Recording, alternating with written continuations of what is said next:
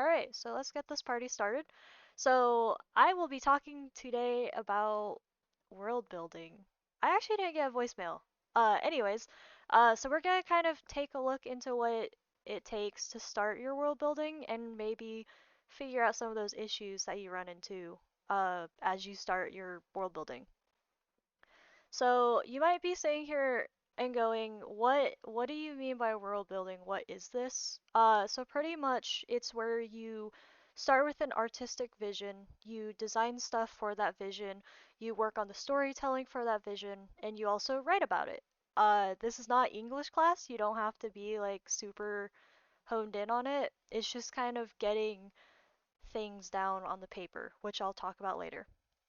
Another thing that's super important about having a world building or a successful world building pitch or prompt is making sure it's an interesting idea and a good visual representation of what you're trying to convey, and making sure it's a visual experience for whoever you're having view it. So to kind of move into things, I actually cut half of these world building pitches, mostly because I don't know the artist and I don't know a lot about them, so I only included the Irie Pan ones. So, kind of jumping into Irie Pans, if you do not know her world building pitches, get to know them. They are so good.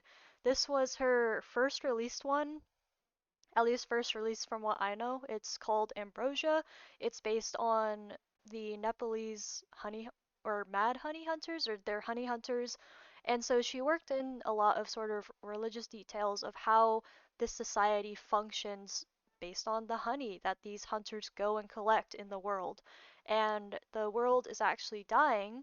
So the princess, who's this top character here, is on a journey to figure out why the magic in their world is dying. And it's actually because the queen, who's a shapeshifter down here. And something you'll notice about sort of these finalized pitch projects is they're always cleanly shown on a branded page. So another Iripan one, this is her, I believe it was her second one that appeared. It was the Manor Grey. This is nowhere near as extensive as Ambrosia, but it's about kind of a funky manor.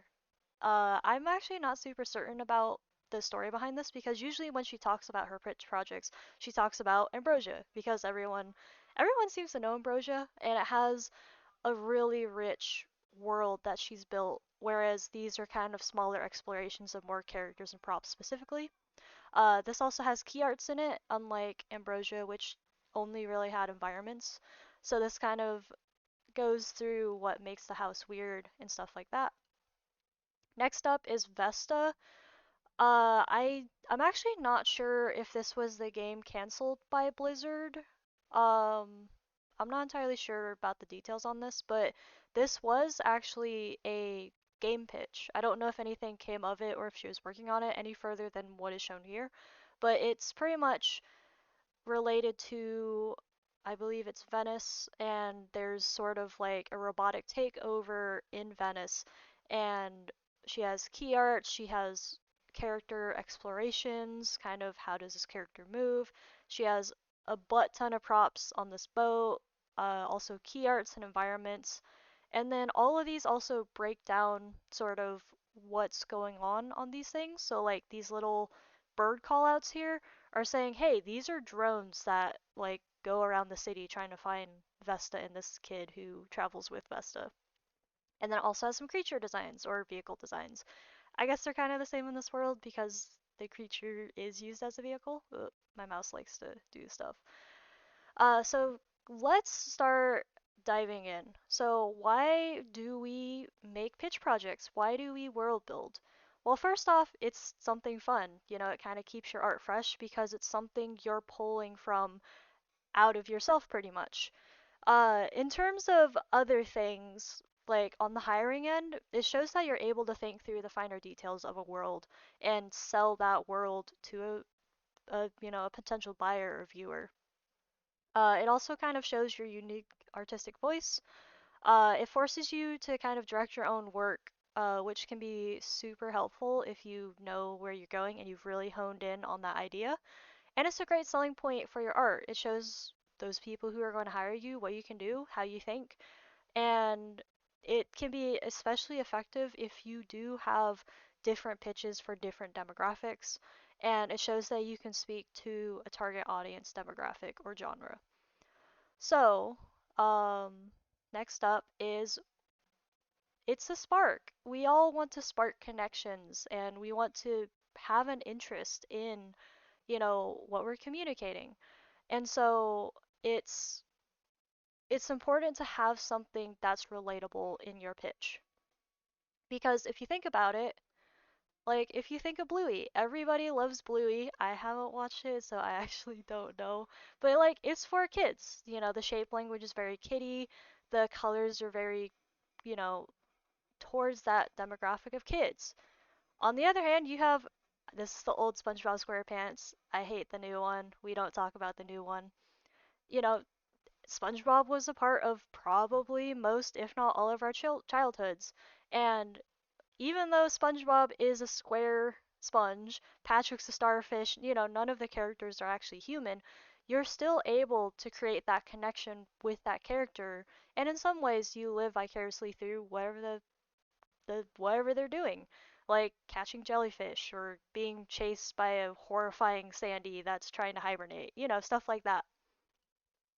On the other end, you can, spread democracy across the galaxy and murder terminids and automatons that want to take over your sectors of life. And democracy says no, and you go and eradicate them because democracy. On the other hand, it could be something like Elden Ring, where you're just exploring the world, figuring out sort of what's going on, why is the world as it is, and you kind of learn those world building things as you go through the world of Elden Ring. It could also be a message of don't go hollow, keep at it, don't give up, otherwise you will go hollow. And these things are all so successful because it invokes something within each and every one of us. Maybe it's positive, maybe it's not, but that initial connection is what pulls us to that IP. It could rethink something of your life. You could live somewhere in a different universe. You can feed into a part of yourself that you may not know existed. Or you could just have pure unadulterated fun because these IPs are fun or horribly frustrating depending on how you feel about Dark Souls. But anyways, these all start with a connection. So you might be sitting here and you might go, okay, that's cool and all. Where do I start? And so I'm going to start out by taking a look at what SCAD has you do, minus the animation concept track, because I'm not entirely sure what their class asks for. So we're going to be looking at Sequa and illustration specifically. So this was my first pitch project. It was for Doug Sorois's 352, which is world building, or it's creative concepting for world building. And in that class, what you have to do is this looks like a lot. Don't throw up. It's a fun class, I swear. You get actually like 2 weeks at the beginning to kind of figure out what your written story is. You do have to sort of twist it off of The Wizard of Oz, Sleepy Hollow, or Treasure Island, but you can use like one element from it and then go off an entirely different direction, which is what I did. In that class, you will make a world map, four characters, one side, two side characters, or sorry, one main, two side characters, and then the antagonist. You have to make four props. I believe the vehicle and then the exterior and then the cutaway of that exterior are also lumped together, or at least they were when I took it. On top of that, you make three environments, and then you get to do two key arts. Also, the environments are like two exteriors, one interior, or the opposite, so two exteriors and one interior.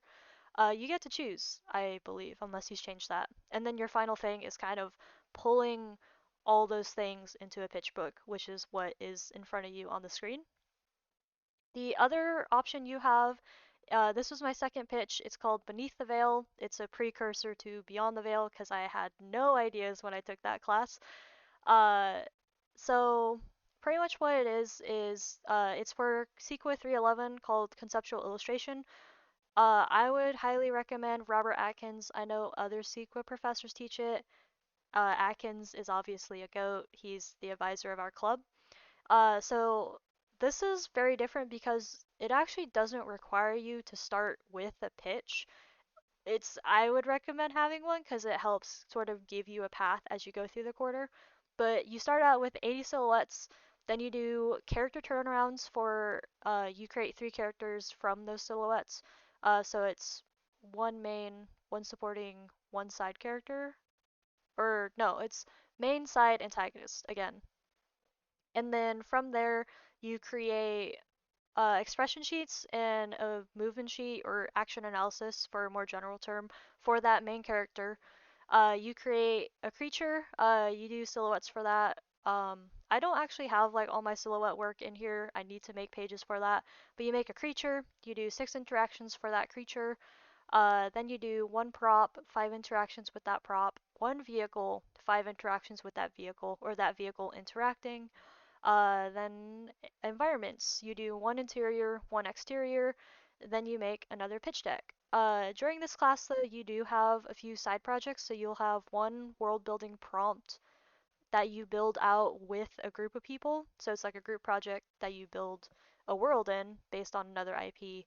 And then the first one is actually you redesign a iconic character from an IP. So you might look at this and you might go, okay, but that didn't tell me where to start. So now we're going to get into the where you start. So before you start, find that spark you want people to connect with.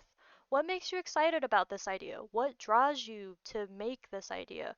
What is the heart or message you're wanting to convey to your viewers? How are you going to make someone connect with this? Or like how do you think someone will connect with this? And make sure you want to stick with what you're making because it's the core reason of why it'll connect with others. And if you don't care about it, then it won't connect or convey that as well. So next thing you want to do is you want to figure out who are you pitching to because oh boy, you don't want to pitch an adult game to a kid demographic, you know. They just don't go together. So make sure you figure out are you going for kids, young adults, adults, or kind of that older range demographic because each one has its different visual languages, and I'll go through that in a little bit. Uh, and you want to narrow that down because you want to make sure you're speaking the right language to the right people, and it also kind of pulls in what you're able to do for that pitch project. So for example, my both of my pitches are going to be if you think about like Moonlighter or Death's Door, sort of that top-down isometric, it'd probably be like an action like I put Indie Souls like action RPG because I had a major like Death's Door brain rot. But moving on from that, again, genre matters. If you look at all these characters, you might recognize some of them. They're all cute. They're all cuddly. They're very friend-shaped but they are not all meant for children. So this is what I mean by figuring out your genre and age range is super important because Cult of the Lamb is super cute. The game is not. The game will give children nightmares because it's dealing with old gods, you know, they're kind of creepy. The color scheme might freak a kid out, you know, stuff like that. Rain World, you're playing a Scug, a fun little slug cat, and there's different types of slug cats. But like a kid, they're not gonna be able to play this. They're gonna be so bored and they're gonna look at stuff and they're gonna be like, nothing's nothing is grabbing my attention or my why should I play this when I can go play or watch for lack of a better thing, I can go watch Cocomelon. Like, a kid's not gonna find this interesting because there's nothing to hold their attention or anything that speaks to them in the game. Next is Death's Door. I would say out of all of these, Death's Door is probably in the lower, like, teen, tween range. Mostly because this design language is super simplistic and it's pretty fun, it's pretty colorful. The gameplay is actually pretty simplistic. There's no if you die, you have to like get your souls back, like in Hollow Knight. There's no real punishment to you dying in the world. And then again, we have Hollow Knight. Hollow Knight is probably more young adult. Younger teens would probably struggle with getting those mechanics down and going through the game. It's more colorful, but it's also got kind of a creepy vibe to it because they're stabby bugs in the world, and the bug is slowly, or the worlds are slowly being corrupted. I won't spoil it for anyone who hasn't played Hollow Knight, but even though all of these have cute characters, that doesn't mean they're all for the same demographic. And you can bring sort of those twists into your world building pitch as you kind of develop what aesthetic you're going for as well. So next, super important, is figuring out the who, what, when, where, why, the basic questions. These are important because it narrows down what you're looking at. Again, is it a game for, or is it for a game? Is it for animation? Is it live action? Is it for production? What is the technology level of the world? Because if you have a sci-fi world, they're going to be able to do a lot of different things versus, a medieval world. What time period does this take place in? You know, uh, if it's pre the Bronze Age, they're gonna have very different technology versus say nowadays where we have computers and cell phones and rocket ships and stuff like that. What is the world like? Is it hostile? Is it friendly? Is it fractured? How do you travel? What exists in this world? Getting into sort of the meat of what's going on in this world. And then, again, sort of along that line, where does this take place? And answer these questions, write them down, mind map them out, find a way to get this info down on the page or somewhere that isn't your brain because you will forget it as you go through this long process of making a pitch. At least I did. I had to look back in my documents a lot. So kind of getting into is it for a game, animation, or live action? These are actually mostly games, but if you're going for an animation, try and keep your character simple. You're going to have to draw that character for hundreds, if not thousands of frames, and so the simpler it is, the simpler it is to animate. Because heaven forbid having to hand animate a Ghost of Tsushima person, for thousands of frames. Now, this does change if it's a 2D or 3D animation. Arcane is a it is a 3D animation, but it has a lot of stylized textures on it. That's going to give you a lot more freedom of how you design the character because usually you just have a character rig and a character model that you're able to manipulate in scenes. Um, Games can take a whole lot of different skills. Usually in games you want to have a character with a lot of details or a lot of props that they bring along with them, kind of like this hunter from Ambrosia or Varys from 14. So this will change depending on what you're looking at. And also, for example, think about how similar games can be super different. Valheim's a survival game, Minecraft is a survival game, and also 7 Days to Die is a survival game. But they all speak to different genres. So for example, Valheim, it limits its flavor to be Nordic mythology. Your tech is limited to boats. You don't really have anything beyond basic smelting. There are magical elements to it, and there are, weird creatures you fight, and it has mystical teleporters if you enable them. Exploration is a really big part of this world because you have to find the bosses in order to go up in the world and it has pretty difficult mechanics, so it's probably not going to speak to a child because it feels like you're bashing your head against a brick wall sometimes. On the other hand, Minecraft is generally a lot friendlier. It's a simplistic style. It has, an entirely free range sort of playstyle because there's nothing, there's no quest or progression really in the world.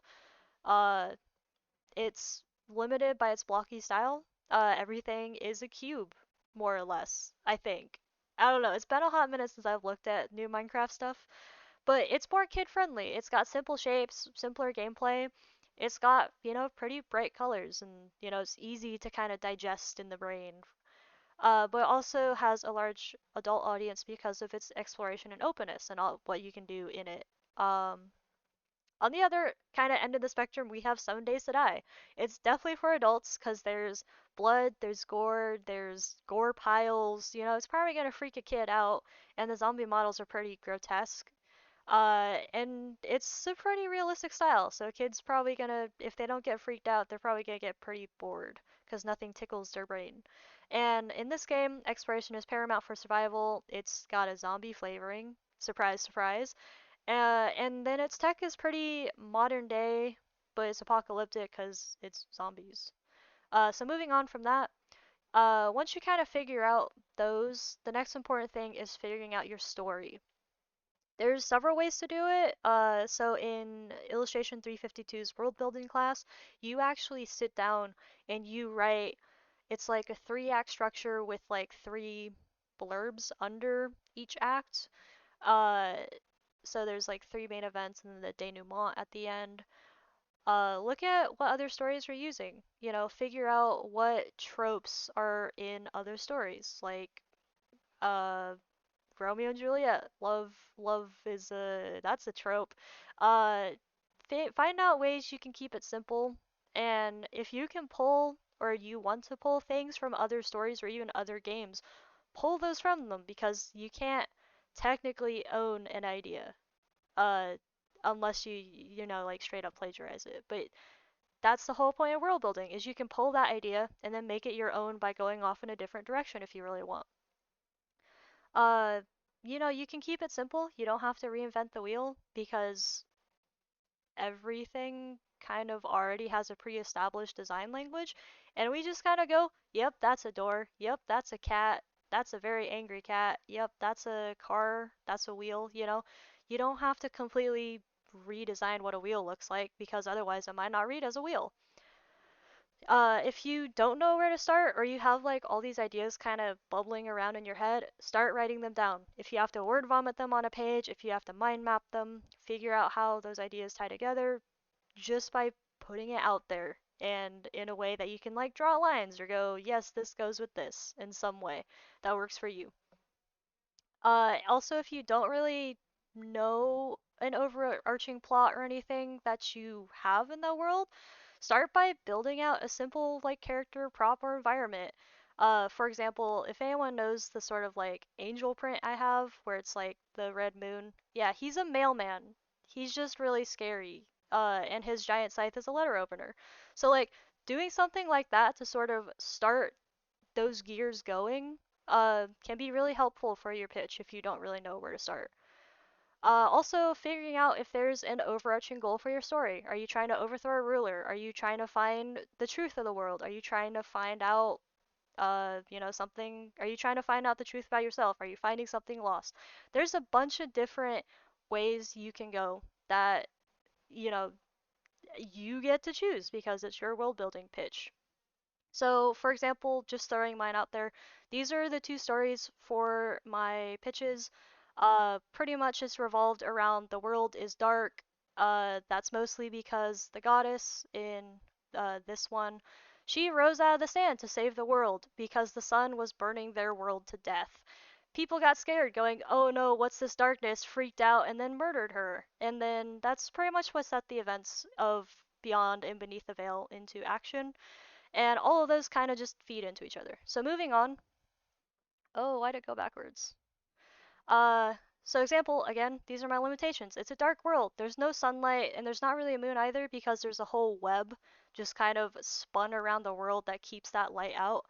It's mostly hostile because, hey, they killed our mom, so we're gonna descend onto the world and eat everyone that is not, you know, Carave's child. Because, hey, you killed our mom, we're mad. It's a moth-centric world, so villages live and die by their reliance on grub silks. And so everything is sort of related to how do we raise these grubs, what do these grubs make that's useful to us, and stuff like that. They also heavily rely on local fauna because it's a dark world. No one really wants to travel out to other cities or towns unless they absolutely have to. And there's not really any advanced technology. They know how to forge stuff, and that's about it. Another important, super important thing is make sure you research stuff. So you might be sitting here going, hey, it's all fantasy and it's my imagination, right? In which case I say, no, you are horribly wrong. And the reason why that is because by looking into things and pulling those other design languages from, you know, real life things, that makes them more believable in your world. That probably sounds super weird because, you know, it's fantasy, Well, make sure that fantasy makes sense. Don't just operate off a rule of cool. Because rule of cool, I mean, yeah, that looks really cool, but then you might start thinking, how does that function? And then you start thinking about normal things that function that way, and then you go, oh, this doesn't make sense at all. Again, you don't have to reinvent the wheel, homie. The wheel exists and it has a specific design language because that's just how we relate to things in our world. If there's already something in the world that fits your goal, like a gun, figure out how guns work because guns have a specific way of working because they require specific things in order to work. Um, the aesthetics can also add flavor to it. So if you're thinking, oh god, this is really boring, well, if you're in a sci-fi world, look at how a gun works and then go, oh, maybe it's an energy gun. But then also keep in mind, like, you know, other gun design languages to ensure that your thing still reads and functions as a gun. Not everything has to feel fantastical or magical all the time. So, like, when I was building out my interior uh, rebuilding out the interior of Spiderling's house, there's only so many ways you can design a table. Like, it has to have four legs and a general surface you can put stuff on. And there's not really any ways to change that because it's not going to be a table if it's not. Um, so make sure you're choosing fights that you can win because there's no point in fully designing everything if it's not furthering that storytelling, if that makes sense. Again, as long as it answers the questions that you're asking and it fits into whatever you're asking, then it works. And then you can also set limitations to sort of fuel pushing it further from the first initial read, too. And then, again, by making it believable based on a real world thing, it makes it easier to recognize, and people don't have to sit there and go, oh, what is that? Is that a gun? I don't know if that's a gun. Is that a pistol? I don't know. So making sure you're kind of pulling from real world while also adding slight twists to it really helps. So like looking at doors. Doors are pretty mundane, but look how cool all of these different doors are. I mean, this reads as a door because generally all of these have some sort of framework and then something either inset in it or obscuring in it, which tells you, hey, there's probably something on the other side of this door. I know this Lethal Company one's maybe a little bit confusing, but again, these all have this similar design language in the sense of, oh yeah, that's a door, but you can take it in so many different ways by just adding that additional aesthetic flavor or that different technological flavor. So, just to kind of throw another example in of my pitch project. Oh my god, there's flies everywhere. So for my world, you have to design a map for 352. And so I was like, what if it's something they carry on them because it's a map? There's no point in having a map if they can't carry it. Uh, what if it's a traditional map or what if it has raised elements? How do I make it fit in the world? So my world is about bugs. They are moth people. I thought about doing just like a normal scroll map that they would maybe weave. And then I was like, scroll maps are pretty surface level. That's pretty boring. Let's push beyond that. It's a bug world. What do bugs usually eat or use? Well, they usually have leaves around. Okay, why does this fit into their society? What if the brood weavers, the people who take care of the grubs in my world, what if they just sit and carve these maps as they're taking care of the grubs or on their free time? That way, people in the village kind of knows generally what's around them, but also are still able to kind of, I don't know, get a sense of the world, and then they do something on their free time. Why is it important to their society? Well, people don't really travel between villages, so just sort of having the sense of, hey, this is generally here or there may help in this world. And so my idea of how it's made is they would sort of carve out areas of these leaves in order to sort of form that map. So this was the research I did. I actually kind of stumbled on this by accident because I was like, leaves have really cool veins. Or do people do anything with that? And it's surprise, surprise, they actually do. There's a bunch of artists who like etch leaves, I think is what it's called. So this is what I came up with. And it's also important because it can be projected on walls with a light, because you're always going to be carrying a light in a dark world. So moving on from that, another super important thing is make sure you're never vilifying or using it as a shorthand of evil if you are pulling from another culture. Always make sure you're being respectful and giving that full depth to what you're pulling from. You know, don't be Aladdin, don't make surface level bad design decisions that aren't based on proper cultural details. So to actually, I found a quote from Mark Terror Holmes: steal from real life, but be respectful. Don't just take art forms and make fun of them or use them as a shorthand for evil." And that's especially important if you're working with cultures because you want to make sure you're properly respecting that culture and telling its story while kind of furthering your pitch using that stuff.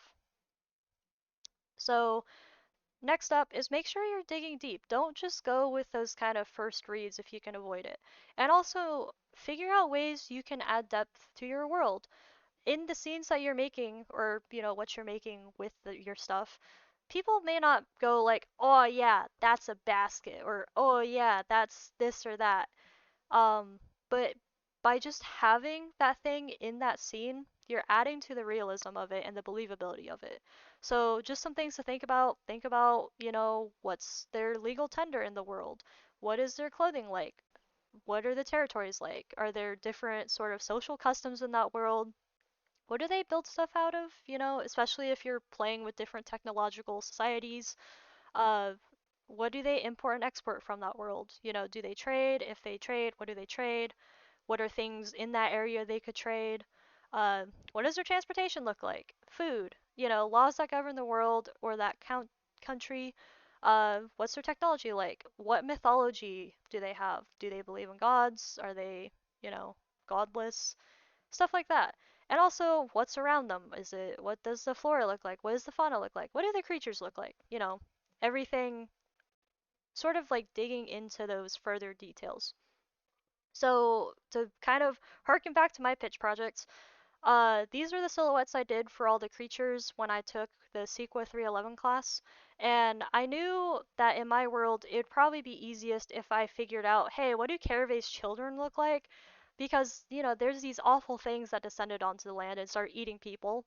So figuring out what they look like. So I initially was just kind of throwing stuff at a wall like, hey, what if they're horrifying? What if they're bird-like? What if they live in the water? Because that's a big plot point of mine. And so I slowly sort of started to hone in on ideas, and my initial thought was, oh hey, what if there's like a friendly creature in the world that moth folk have a symbiotic relationship with, but Caravai's children know they have that relationship, so what if they mimic it? And then as me sort of figuring out, what do these mimics look like? What does the friendly little creature look like? How do they mimic it? What are the small differences in these mimics that I can make? And then, of course you have to do the action analysis. So like how does it move? How does it alert? What does a sad Pip Pip look like? Stuff like that. Also for the vehicle design, I took it from the creature sheet because we were allowed to. I also ideated on top of it, but it was like, what would a beast of burden look like in this world? What if not all Carave's children were evil? What if some were just like, hey, what you did to my mom sucks, but like, I don't want bloodshed, so like, hey, I guess I'll help you. So I figured that out by making weird bird spider creatures that are friendly, and they're identified by this little light bell on them. Sort of just figuring out those other details and ways things interact in your world really adds that depth. Another super important thing is don't be afraid to talk to others. I never would have actually made my pitch as deep and thought out as I did if I didn't sit and talk to my DMs. Because this actually did start as a D&D campaign that we sort of kind of dropped, but it was like, oh, what does this world of Nox look like? Why is it dark? Why are things the way they are? And by me just sitting down and throwing ideas against my friends, that really helped me push deeper into what this world can look like. So we're going to look at one case study. There's only one, I swear, mostly because I'm super familiar with how their game development worked. So for anyone who doesn't know Cult of the Lamb, it's a game that's a roguelike when you're out adventuring, but for the most part it's a colony sim where you take care of creatures that you pick up in the horrible forests around you, and then you create a cult. So again, they started with the spark of they always knew they wanted to make a roguelike game, but they wanted to bring in sort of this colony sim or base builder. And they really enjoyed both RimWorld and Enter the Gungeon because of those sort of fun, weird, wacky interactions you got with the NPCs as a result of you going through the world and just kind of existing in it. And so kind of moving on from that.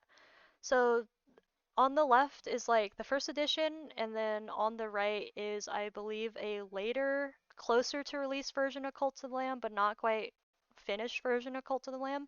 So originally they started out with wanting to make a game, no cults involved. It was go out in the world and find NPCs to bring back to your little place that you set up, and each of them had like different personalities and stuff. But the issue is when they sent it to, playtests, because they had, I don't even know how many playtests they had, but they had a bunch where people just didn't pick up on the idea of, oh hey, let's go grab NPCs in the wild.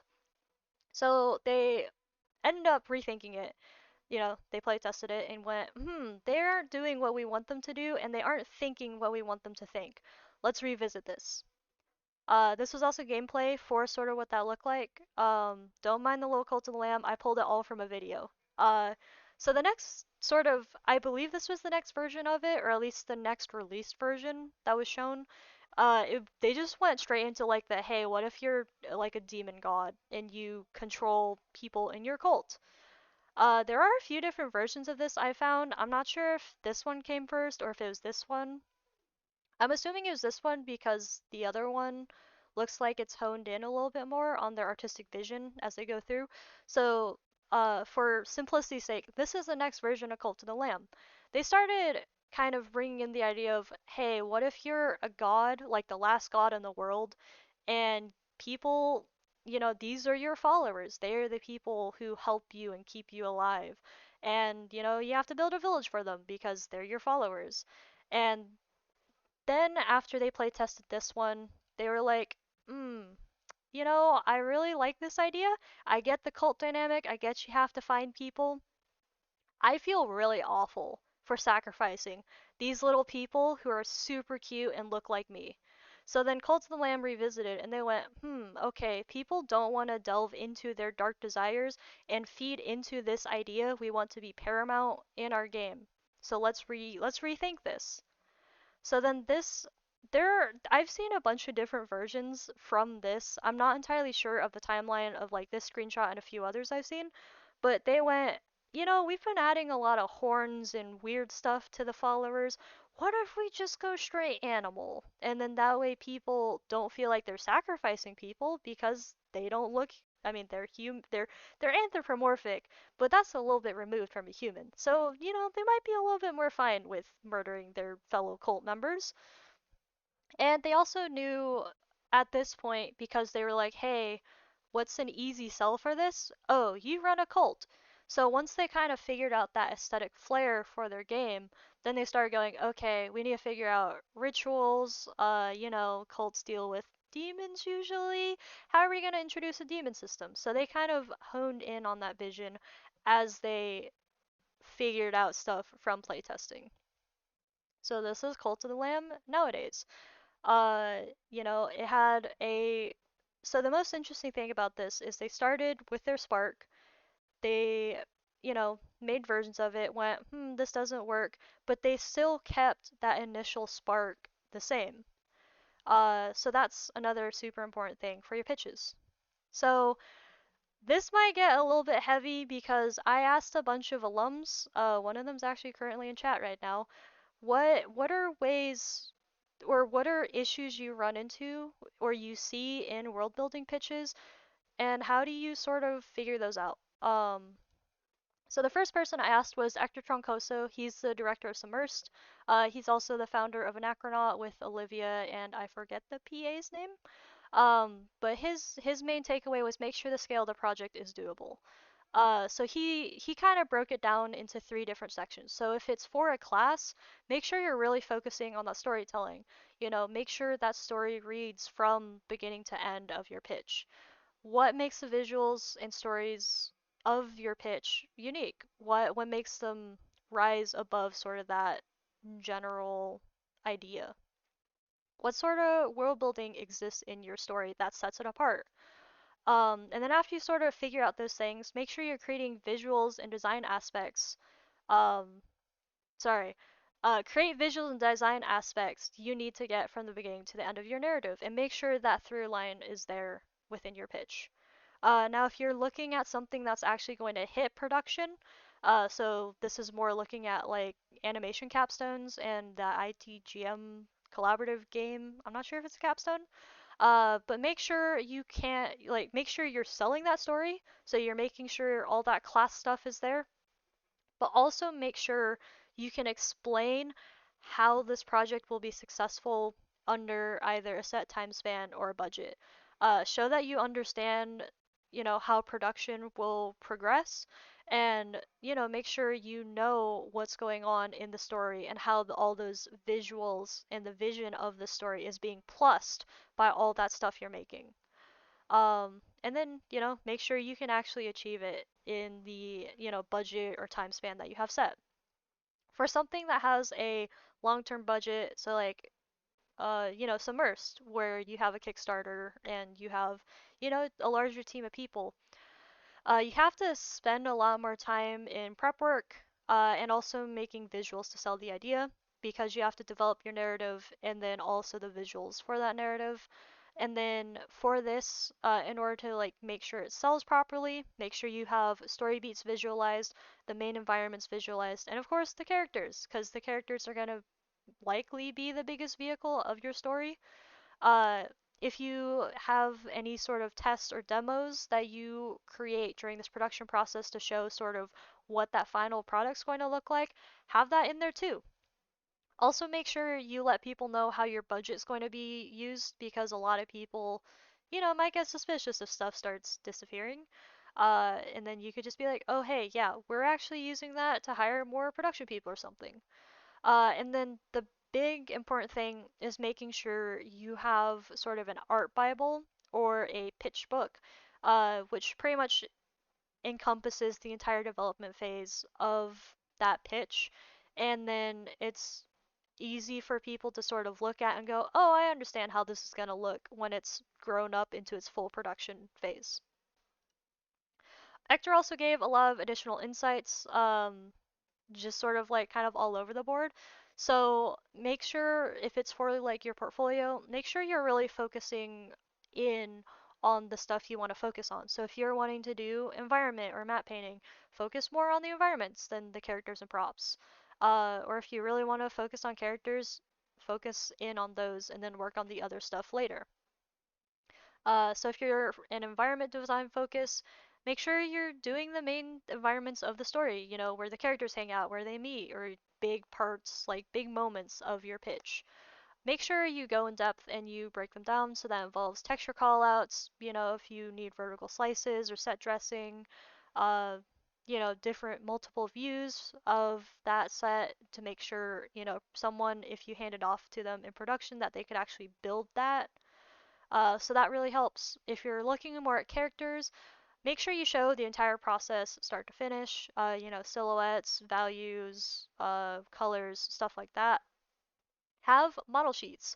Uh, this is important because if you don't have model sheets, the other departments may not create something that's on point, of what your vision is. So by having turnarounds, I think for animation, also having hand sheets, feet sheets, and mouse sheets, I think was recommended. That also really helps, sort of figuring out how things interact with each other. And again, texture callouts, color palettes, expression sheets, and character specific props if you have any. There are other options too, so VizDev encompasses a lot of other things. So you can make color keys that follow the narrative. You could also make style frames or keyframes, or they're also known as key art. And if you're going through a world, maybe make a map, because that'll you can show people the journey too on that map. He also recommends having at least a little bit of all these different departments in your portfolio because it not only sells the narrative better, but also shows people, the story a little bit more, and it also helps them follow it. And it also makes it more finished, or it makes it feel more finished. And then another important thing is, if you don't know where to start, or you're like, you have your pitch and you don't really know how to get it on a page, look at art books, look at industry portfolios, figure out what they're doing to have that sell for their work. Next up is Yanni Panagiotopoulos. He was actually a previous president of SCAC. So I asked him the same question, and so his first takeaway was scope and story. So make sure, hi Yanni. He said first off, make sure the scope is important. Making sure it's concise enough with a minimally variable product. So again, like with Cult of the Lamb, they knew they wanted to make a roguelike sim builder. And then they added the cult flavoring in later. And that was a consistent through line of that product. They knew where they wanted it to go when they grew up. Um, Again, world building is a difficulty of scale. It's really easy to make a super messy pitch, and it's important to kind of know why each piece is in that pitch book when you see it. So start small with a core feeling, emotion, or tone. Again, you want to believe in it because people can tell if you don't believe in what you're doing. They'll be able to point it out, especially if you have stuff next to it that you really enjoy doing. And if you believe in it and you believe it's worth sharing, you're more excited about it in general. Find something that has a lot of value to you or something that you know will resonate with the people you're sharing it with, and then go from there. So after you sort of figure all that stuff out, hone in and build out the bare necessities of, what you need in order to sell that idea to other people. What are the core components of your story? What's the tone and the feeling of that story? Figure out everything you need and then make sure you finish it because you can't really tell people. I mean, it's easy, you could tell people about the story, but it's easier if you could just show them because that'll get them more excited because you've put the work in. And make sure you're delivering on the things that are the most important to the pitch. Make sure everything is plussing that idea because, I mean, you could have a pitch book of like 40 things, but if someone has a pitch book of 15 concise things that really plus that story in every aspect, that's going to beat out the random 40 images in your pitch book, if that makes sense. And make sure you prioritize important parts of the project. Um, so this is a little bit hard to talk about if you've never worked like in a production or had to cut anything. But if you have 5 strong pieces, it'll beat out other ones that don't have that strong storytelling or tie into your pitch. Uh, you'll kind of learn over time what's worth, working and putting time into versus what isn't and what can be cut. It's important to make sure you communicate the interesting parts of your world, what makes us different, what makes your idea different than all these others, and then making sure that everything, like all the aspects that you want of that world, tie in properly into the pitch you're making. And it's also not about the quantity of work, it's about the quality. Is it selling your story how you want it to, pretty much? Is it pushing that storytelling in a way people are super, people understand super easily? Stuff like that. Um, so another one was honing in. So making sure you're doing sort of that kind of work first. So making sure you're familiar with, like, this is more industry based, but it's like some people do concept sprints where they do work super hard for a few days and they'll take a little bit of time off, is my understanding. You want to make sure that you understand what the final product is going to look like because otherwise you're going to spend a lot of time running people in different directions that don't matter. I've had that happen before and it's super frustrating because you have all these people making work and then that work's going to be thrown out because it doesn't fit the idea or direction you're going in. And you also get faster as you sort of learn to navigate working in this sort of situation. Make sure you clear up your pitch deck and vision before bringing others on. Otherwise, again, you're going to be running people in directions that they don't need to go in. And it also ensures that you have a clean, tight, easily sellable idea that people will understand quickly. Organize your independent work and hone in on your ideas. So Yanni does a first pass, which is the bare minimum of writing the mechanics and art to get, you know, that end product pretty much sold in the least amount of things. Uh, Make sure everything's cool and your inspirations are on full display.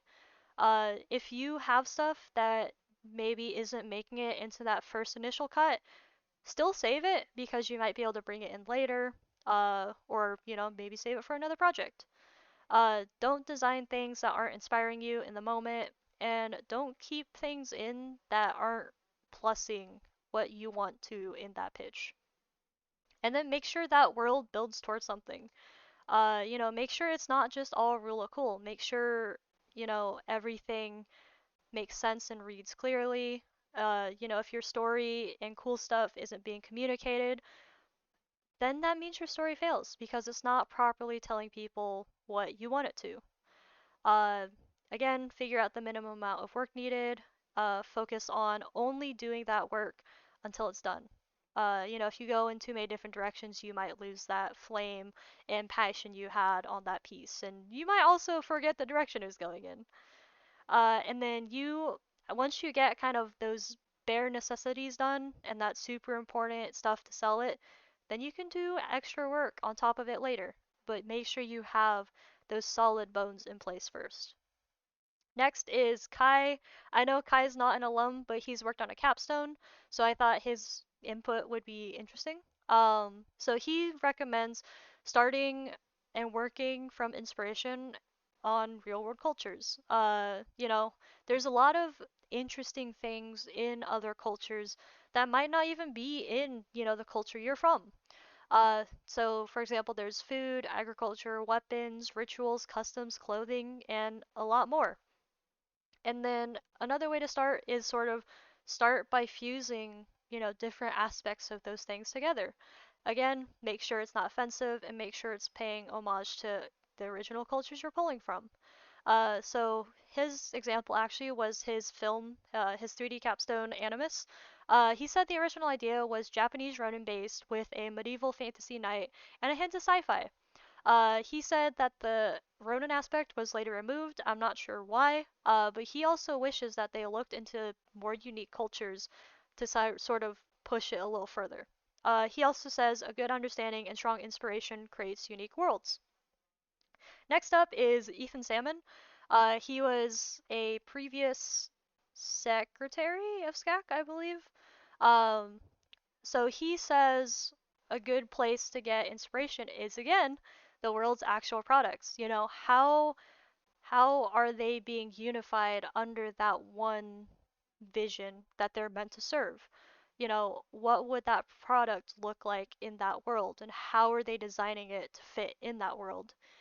He highly recommends Feng Zhu's talks. He has a lot of talks on world building and sort of ways to go about it. Key cells are super important to your pitch. So he recommends making your pitch 90% based on, real life things, and then you can push it sort of in whatever direction you want by giving it a 10% twist. So how does that world function or change based on that twist? How is it pushing it beyond that sort of normal thing? Uh, and he also, like Annie said, uh, he kind of mirrors that thought of you don't need a bunch of pages to sell something. So he says you don't need 15 pages of the story behind an effective prop or piece of world building. He throws out the idea of sort of like a food cart. So simple choices informed by strong storytelling at the front end can dictate everything. You don't need, 15 pages of lore to tell people an idea if you can sell that idea properly with just a few details visually. Uh, Next up is Zach Kretegny. He was actually an officer when Yanni was an officer. He so for perspective, he's a student at New Edge, which is a super based, like, incredible university for specifically concept design. So he mostly has a student focus, but he says answer as many general world building questions up front as possible by asking yourself what makes your world different, where are your influences coming from, how are you using them, who's your target audience again, genre, age range, all that fancy stuff. And then he also mentions don't go too big if you don't have time to fully invest. So, if you have a timeline of 6 weeks, maybe don't build out, a bunch of stuff like 352's workload because you're not going to have time for it. Make sure it's simple but creatively crafted ideas. Uh, those read better than throwing a bunch of stuff on one design and hoping it works. And then he also mentions at New Edge, one of the most successful final projects was literally just Paris being underwater, but it had a super simple, brief, clear, and easy read, which really helped kind of sell the project super simply. And then he also recommends finding ways to break down your workflow into categories, so kind of sorting things into different categories and then focusing on certain categories as you go through it. So what needs to go into your world design? How are the factions separated in your world? Or, you know, what are the different aspects of this world that need to get done in order to sell it? And again, what things will you be focusing on? So, with that, I ask, does anyone have any questions? And if anyone wants to see my pitch books, either of them or both of them, feel free to ask. Whew. Oh, hey, that was actually an hour. I'm kind of impressed.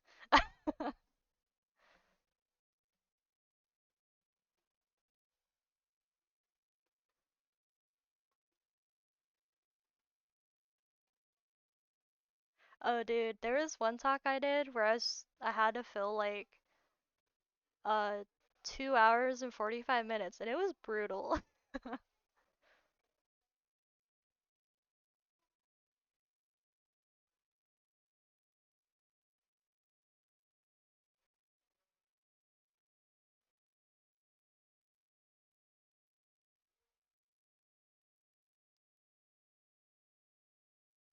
Yeah, which pitch do you want to see first? Do you want to see my newest one or the older one? I have both.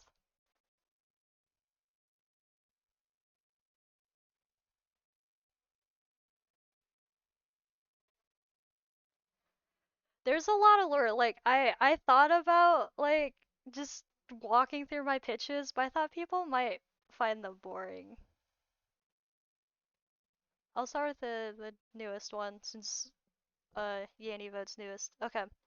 So, I guess I won't throw it in slideshow view. Um, so I actually did recycle some parts of the older ones, mostly just to show people some things that are carried over from my last one, like the map. But so this one takes place before Beyond the Veil. So this might be a little bit confusing because some of the world building is carried over. But pretty much what happens is, again, this is Carave's full god form. She rises from the sand because the world is dying because it's cooked by the sun, and they have no reprieve. So she goes, "Oh no, my children are going to die." So she rises out of the sand, weaves a web of darkness over the sky, just temporarily to give them a little bit of reprieve. And then people freak the fuck out and then they murder her because they go, "Oh no, this darkness, we don't know what it is. Oh no, what caused it? Oh no, we need to get rid of it in order to get rid of this weirdness." And then, as a result of them killing her, she ends up cursing the world to be forever dark. And then her children are mad because they said, "Hey, you killed my mom. We're gonna eat you now, and we're gonna make you suffer as a result." So, thousands of years later, her soul splits. So pretty much what happens is Kara is the embodiment of everything that she loved about the world. Her love of the children, of the land, of, life in general. And then Carave the Hollow One is stuck at the site of her death, and she's everything that, that final hatred she had of everything before she died. Um, so again, this is the map. It's carved on a leaf. It's hand whittled by the brood. brood chamber assistants who take care of the little grubs. I don't know why I call them grubs. They're just little like caterpillars, but I thought grub was a fun word for it because one of the characters is named Grubbed. And so they're like hand carved maps as they kind of have free time in those brood chambers, and then they're treated with a resin so they don't like rot, and people can carry them with them. So that was mostly my thinking of that. So this is my lineup. So this is actually the Beyond the Veil lineup. I didn't have time to do Kara. Kara was actually planned back in Beyond the Veil. So me going, oh hey, I don't have like this really important character in this one pitch. I'll just make them now. So pretty much the difference between Beneath the Veil is this is Kara's time before she meets the Beyond the Veil cast. And so Beetle's kind of a weird little guy. He's like another part of Carave's fractured soul, and so he'll actually recombine with Kara later, but he sort of helps Kara figure out her place in the world and her connection to the land before they get hunted down by Norix. So what happens is the soul splits, Kara awakens, and then she, with a big beam of light, floats across so this is the island that Carave died at. She like floats across like over somewhere. And she just kind of lives the best life that she can as a spider. So the whole thing with Norix is there's a fanatic cult in the world that hates everything spider related because of Carave, because they believe she is the evil root in the world that they live in. So he and his cult hunt down and destroy anything that's spider related. And I guess in that sense they also fight her children because her children don't like Mawfolk. So him experiencing the event of Kara's awakening goes, "Oh no, that doesn't seem good. I need to figure out what that is." So he goes and hunts down Kara and figures out it's Kara and then starts pursuing her afterwards. I need to redo this turnaround. It's not great. But yeah, she pretty much is happy. She tries her best at life. She tries to hide the fact that she's a spider. She's really bad at it. And she sells silk as, you know, her way of surviving because gotta have food, gotta have, you know, stuff to live off of. I'm actually redoing her expression and movement studies in my 480 class right now. I don't have those anywhere right now. This is Beetle. Yeah, he's a weird little guy. Uh, then there's Norix. Uh, so each should I should probably make some more cult members, and I also had an idea that he's an ex-paladin, so like making a sword for him just to kind of tell that paladin story a little bit better. But all of his cult members are marked by this sort of spider uh sigil thing. Next is Pip Pip. Pip Pips are named Pip Pip because they make a Pip Pip sound. They're just kind of like not the village nuisances. Like they just keep young mawfolk intrigued because you know they'll just play around. Uh, and again, these are the mimics. I'm sure there's more mimics. These are just the two that I thought of. So this one just like straight up eats you. Like his head like pops open like a pitcher plant, and then he just like I don't know eats you after he's like wounded you. This one is actually a little bit closer because its whole thing is it's actually this is like a decoy body, and then the actual body like comes out and like chops you up and I guess eats you. So it'll kind of just sit and walk around and act like a pip pip, and then once it hears something near it, it alerts, and then the faux body will like sit down and the real body will come out. Uh, sad pip pip, excited pip pip, scared pip pip, playful pip pip. I should have made an interaction of this guy eating someone. I don't know. Maybe I'll go back and do that. This is the prop, so I was like, hey, it's a dark world, so they'd probably have like candelabras and light holders and stuff like that, because, you know, they have no natural light, other than fire, I guess. So my idea was these are actually made in the likeness of paladins, and the importance of that is because paladins are the lifeblood of society. They protect the grubs, and they make sure, you know, the mothfolk society and villages continue on. because otherwise, no grubs, you have no livelihood and you have nothing to like trade and keep yourself afloat with. So my thought was if it's a really tall candle, you can like swivel the little antenna out of the way. Um, and these would all be made in different sizes because Noct is a tiny mothfolk. So if she had a paladin one, it'd be massive, like literally her entire body size. So kind of showing that. They're individually hand painted and then like pushed out when that paladin gets their night ceremony done. This is probably my favorite thing from this pitch. It's the Aranids. So again, they're friendly Caraves children. They don't want bloodshed. They're just kind of like, hey, we just exist. Um, their arms, their those like top arms fully swivel, as you can see down here. So if you need shade as you're riding them, they can just move those arms, and they just kind of transport people around. I don't know. I guess there's stables of them around. So this is their this is their interaction sheet. This was from an inside joke when Atkins was critting me, and he was like, "What if you just like grab their eyelids, and then that's how you guide them?" And that was so horrifying. I was like, I can't not do that, because Norix is such a butt. He would probably do that, just because I don't know. He doesn't care about anything. So this is actually the updated interior. I want to work back into it more, but sort of just what does Spiderling live in? I've been told the skull reed has been lost. I will probably just do an exterior of it. Mostly because my thought was, hey, it's a massive skull, so it goes like several meters underground, so there's no point in like digging that all out. I don't know. I'll figure it out.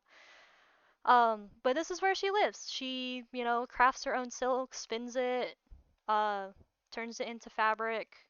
This is actually, it's important to the story because this is a recurring dream she has where she's consistently called to just find whatever this thing is that's calling out to her. Uh, yeah, there's that. And then this is kind of a look of from the other side of just sort of like what does the world look like? Because I didn't really have anything that was visdev of what this place looks like. So this is like the far bank of this is pretty much here, I think I put it. And then the termite castle is like here, so it's kind of seeing that. I don't know, that probably doesn't line up. I didn't think about that too hard. So there's that one. So this is actually one of the underwater versions of Carave's Children. I thought that'd be cool to have, just to sort of plus what else is in the world. So looking at my other one, this is Beyond the Veil. So this is the one that takes place before. Uh, I'm not gonna bore you with this story. I can post them in the notes or something. It's a pretty long story. So again, this is the map. This is the journey they take. So I actually took from Treasure Island because I really like the idea of that sort of home life being destroyed, as awful as that sounds. So what happens is Kara, I figured would like live in this skull, and then she would travel to like these towns to sell her stuff, and then she runs into Noct and Paladin and Grub in this city, and then they travel, find the like weird tome at this place, and then they have to go to the termite castle. I don't remember why it's in the story, I swear. We actually had to like show our mood boards in this class, so these are mine. So like Nox, Grubs, obviously, Paladins, really pulling from like Hollow Knight because I love Hollow Knight, and then sort of this is all like Carabe because she's a spider. I'm sorry if anyone's arachnophobic. I actually didn't think about that when I put this in here. But sort of figuring out that spider church, uh, that artifact, I forget what this was for. Oh, Paladin Sword. I was looking at Sword Timber. And then the tome, and then we had to make a vehicle, so a boat, and then Grub can be turned into a mace, which is why he has plates on his back. And then the Termite Castle, this was for uh, everything I just kind of rushed through because I had like 6 environments due at once. It was really rough. So this is the lineup. Again, Goddess, Noct, I'll just go to their pages. Uh, Again, she's angry. She's everything. She's the angry part of the soul. I also thought it'd be really cool to kind of give her this sort of geisha inspiration from like Ghost in the Shell, because I thought it'd be really cool if she like lured you in with this facade of, hey, I'm just like a sad grandma, help me, and then she'd be like, surprise, and then she like eats you or something. Next is Noct. She was actually the first character because she was the character who kind of spawned this world. So she's a Circle Stars druid. D&D much? So she has this strange connection with the stars and the land. She can like talk to plants and soil and everything. She's really quiet and she really freaks people out, but she's never failed at guiding people safely through the land. So druids are a big part of this world because their ties to the land help them avoid like care-based children and generally know where they're going, if that makes sense. Uh, and she's like, the land speaks to me, and it really freaks out other moth folk. So she's kind of an outcast. Next is Paladin. He the village he lives in currently is not his original village. He's like an excommunicated paladin because he failed at protecting a brood. So the actual last brood he protected was grubs, which is why grub is a caterpillar. So he's actually a special moth folk. He's gone through a like mythical second metamorphosis. So a second metamorphosis gives them just like special abilities. So his ability is he can harden his wings and like use them as like a shield. Uh so that's his thing. And he always like he feels awful about not being able to save that last brood, so he's always like trying to pay it forward. And then it's Grub. Grub is a fan favorite, surprisingly. He turns into a mace. Paladin swings him around along with his giant paladin greatsword. You know, 'cause you need protection when everything wants to eat you in the world. Uh, so yeah, he travels with Paladin 'cause, he's the last surviving folk of that village, so it's like, why wouldn't you travel with the guy who could literally protect you? Yeah, so this was kind of getting into like caterpillar lore. So he can spin silk, 'cause they're kind of based on like silk moths where they don't necessarily like they can spin cocoons, but they also just like spit out silk every once in a while. Their poop is used for fire. They fuel fires with their poop. That's why they're also important because they keep the fires alive in the villages. And yeah, he's an occasional defensive measure. This is the spider artifact that they find in one of the churches. They like given it as, I believe, a quest reward, and anyone like Noct or Spiderling who have ties to the land can actually hear it whisper.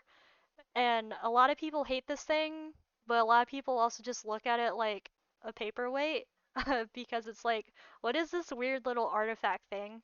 I can't hear it speaking, so hey, paperweight or like bookend or whatever. This is the tome that actually they're looking for. So they find this artifact. Spiderling comes by and is like, "Hey, what is that? That sounds important." And then they get kicked out of the village because people are like, "Oh my God, there's this weird new person. We don't like them."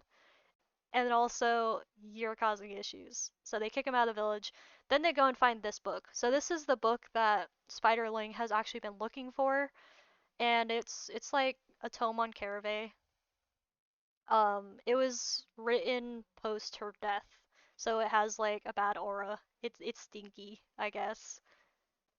And it's also in strangely fine condition, for being, you know, there so long.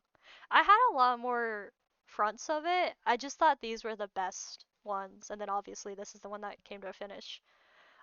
This was actually a really interesting project. So like this one and this one, like all these marks are a Procreate brush, and I couldn't find a, a Photoshop brush that acted similarly. So these were actually like made in Procreate, and then I just rendered them in Photoshop. Next is Paladin Sword. I might redesign it. I don't know. I've been told it feels over-designed. Um, so Again, paladins, when they like are accepted into being a paladin for the brood chambers, they get a whole ceremony because it's such a big thing because they're so vital to villages. So each individual paladin blade is crafted with their likeness. That was mostly why I wanted to make Norix an ex-paladin, just so I could get that storytelling of, oh hey, paladin blade, this is another paladin blade. Uh, so there's that.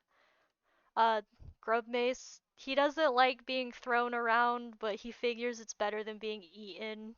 Uh, I've played with a lot of different ideas, but I was like, there's nothing funnier than this poor little caterpillar just being swung around.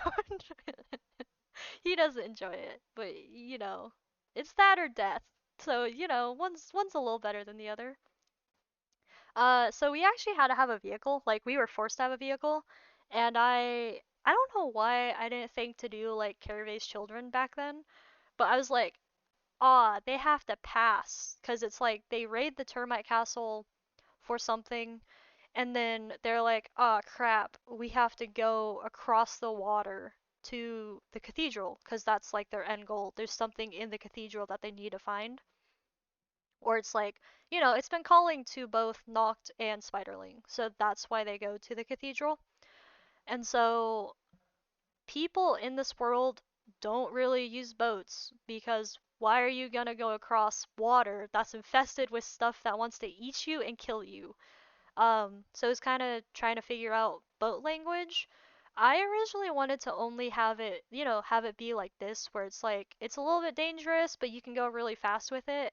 And then Doug was like, you need stabilizers. And I was like, fine, I'll put the stabilizers on it. Um, I don't know, I might work more into this. This was actually made on a really crappy SketchUp model. I'd actually really like to make an official, like, Plunder model of it. Next is the cathedral. So this is the cathedral that stands in the middle. This is where Carave died, so this is her head and some of her legs that just remain there. Uh, and sometimes there's strange glowing that happens at night. No one really knows why. No one really travels there, obviously, because it's too far to fly, and you don't want to get eaten. So it's like, alright, that's creepy and weird. I'm gonna go over here. Uh, so there's that. I want to redo this interior. I made it in SketchUp, and I got some crits on it, and it's like, the thing that sucks about SketchUp is you can't set a camera.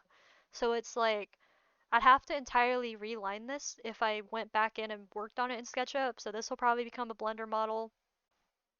This is kind of the site of where fights happened in the olden days, I guess. They stormed into the cathedral and murdered Carave. Although I realize if they murdered Carave in the cathedral, why is her head so big? That takes some thinking. That's brain power I don't have right now. So these environments, don't look at them too hard. they're, they're not great. I super rushed these. I also had next to no idea about interiors, but Doug was like, "You should do interiors. I can tell you struggle with them." And I was like, "Fine. I'll do that. I'll do it, Doug, just for you." So this is like the insight of the termite castle. I figured because they're so close to like Carave's dead head that they would like worship the evil version of her. And also because they're termites, I figured they would like make their walls and then like they would put treasure in the walls as offerings to Carave. I don't know. I might revisit that later. Also the brood chambers. So I started making the brood chambers because they're such an integral part of moth folk society. This is my SketchUp model. I'd like to revisit it sometime. It is what it is. But again, this is where all grubs, or I guess I should call them caterpillars. Grub is just grub because he's a grub. So brood weavers live in here. They take care of the little grubs. So this is like them spinning one of those maps, and then they have other maps kind of done or ready to be carved. My thought was like the little grubs would just kind of like wander around and then they would like metamorphosize, and they would either be like put up on these little like things to hang them from, or they'd be put in these houses where they'd spin their cocoon if they like spun it. Uh, so there's that. And then key moments. So this is them crossing the water. I would actually like to revisit this a little bit later. Especially now that I have a Carapace child actually figured out, so it's not just like a giant snapping turtle. And then this was them escaping from the termite castle. Spiderling did not exist at this time, so uh, my thought was like Paladin would like hop out the window with both Grub and Kara under his like arms, but she didn't exist at that time, so I was like, he'll hold on. So that's why that's that, and this is supposed to be a termite. Uh, I don't know. I think if I did this again, I might pull out and have it so you can see the termite, and then have, this scene be this scene. And then that's it. We've made it through my pitches. I hope it wasn't too boring.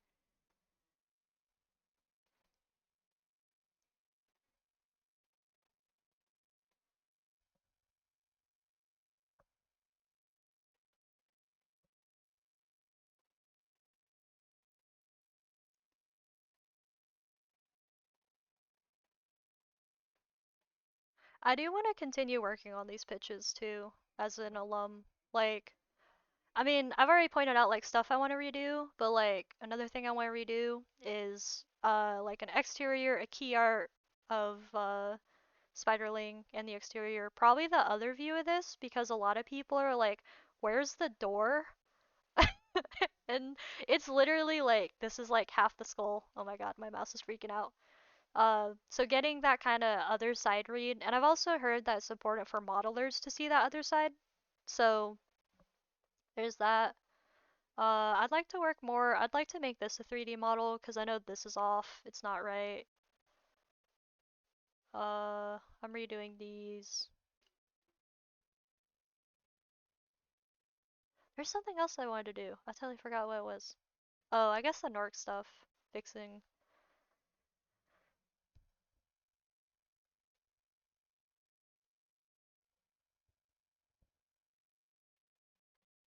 Did you want me just to unmute you, Yanni? Do you want to be freed from the the mute?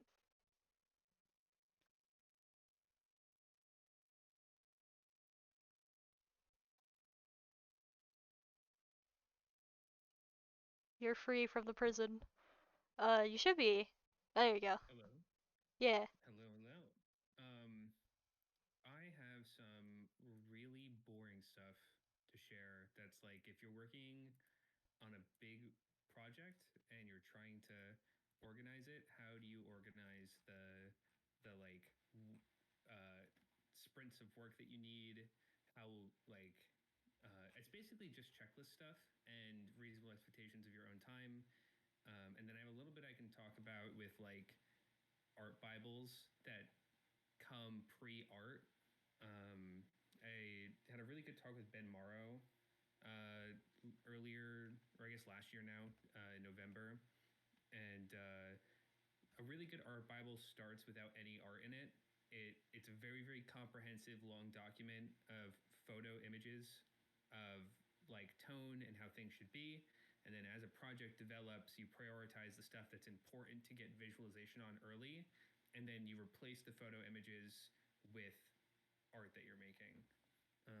So for my current like tabletop RPG that I'm working on, where like the first draft is like basically finished right now, um, or the point one draft. This is like what my sprint document looks like, and then after the this wraps up, the photo image art bible that I have to put together for the core image aesthetic comes after, and then after that's done, the broad art pass on the important elements comes. Um, Let me see if I have what I have. Yeah, I have my art pass outline too here.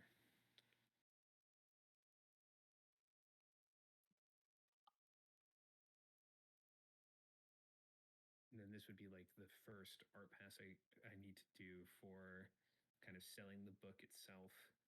Um, but yeah, I've been working on like a single pitch project now for almost a year, or maybe just a year. I think I started last May, and I think that a lot of the feedback, if you, I think there's a big distinction if you're doing something for just portfolio work.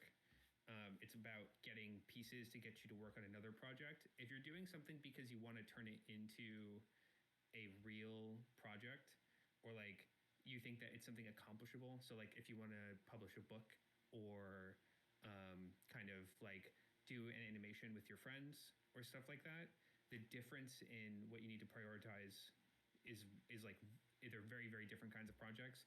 If you're doing like a portfolio pitch, you should focus 1,000,000% on work that will get you hired.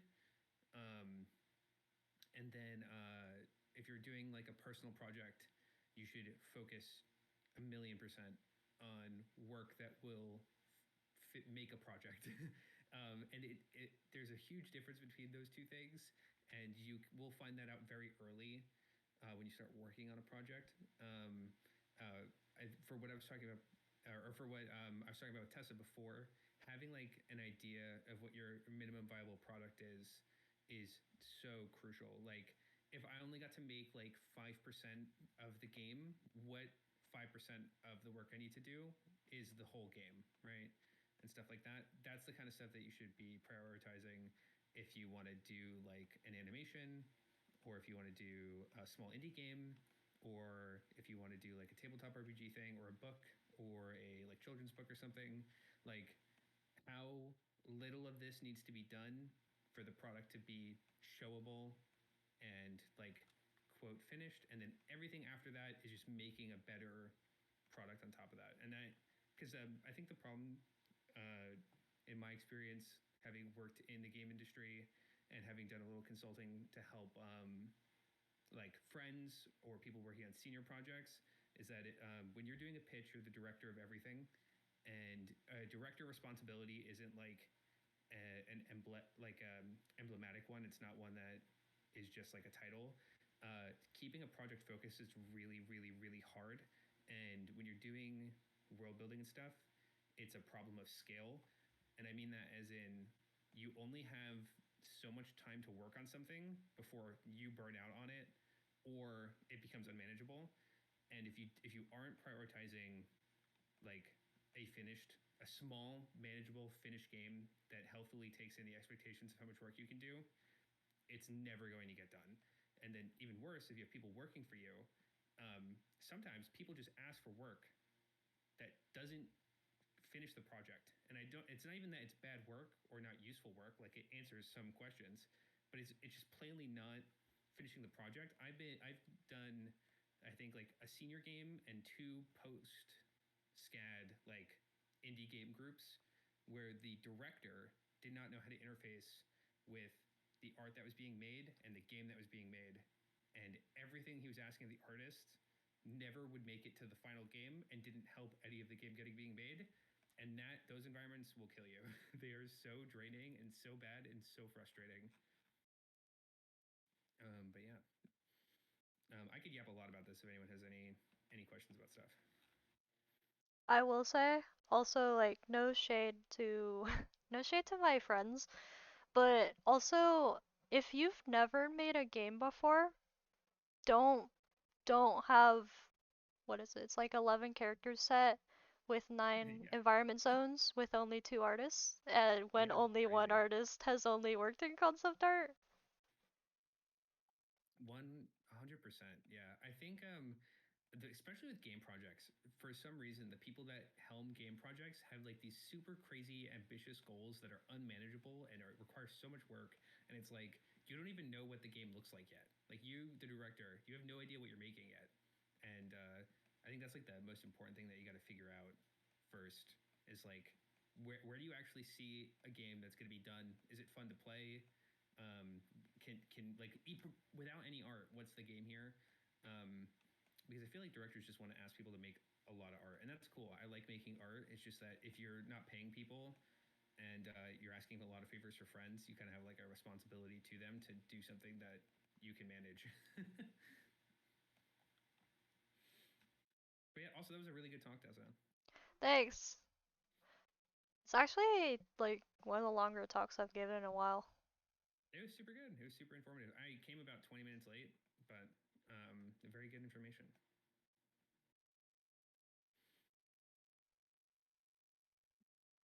I'm not gonna lie, a fair amount of the slides I had talked through, so like, where's it? Uh, so the like all this section Mm-hmm. is copied from my character design talk, and Oh, perfect. then this is copied from that, and then these are copied from that. Cause I was like, everything's a character design, which is like something a lot of people don't realize, and it's something I don't think illustration really teaches until you're in like, oh hey, you're about to leave. Hey, character design is everything. Okay, thanks, bye. Yeah, I think the way illustration structures their thing is they make people allergic to doing environments, and it kind of sucks because you can use the same exact muscles you use to make an environment to make, or you can use to that you use to make characters to make environments. But I don't think SCAD likes teaching it people that way. So they drop you in an environment class and they're like, this is so different and take so much skill to do.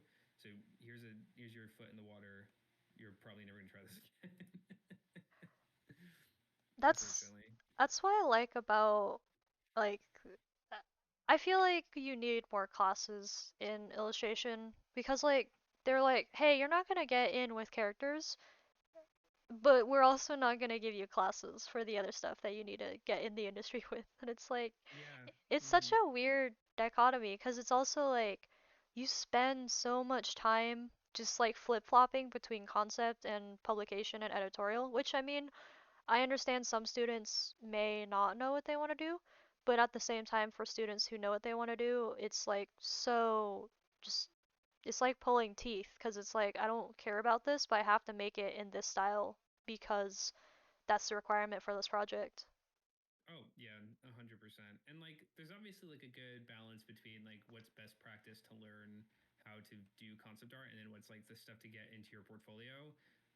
But the problem is that like I think there's like two good portfolio concept classes in like the entire illustration and SEGO department where you're like doing work that is like at an industry level, and you take them like your junior year. You don't even take them your senior year a lot of the time, and I think it's a little wacky. It's a little messed up.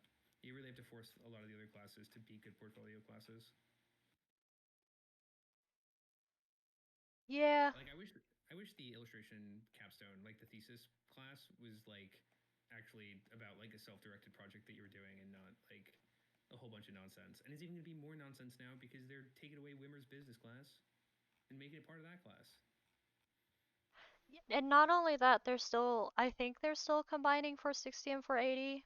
So it's like, not only do you lose your senior branding class, you then are cramming together like a lot of lost studio time. And Yeah. 480, like, I I like 480 because I have it with Nelson, but it's a bunch of like, it's weird because you have like the business side and like the rebranding and the mailers, but as a concept artist, it's kind of weird because it's like we don't really do analog stuff. Like, not saying we can't.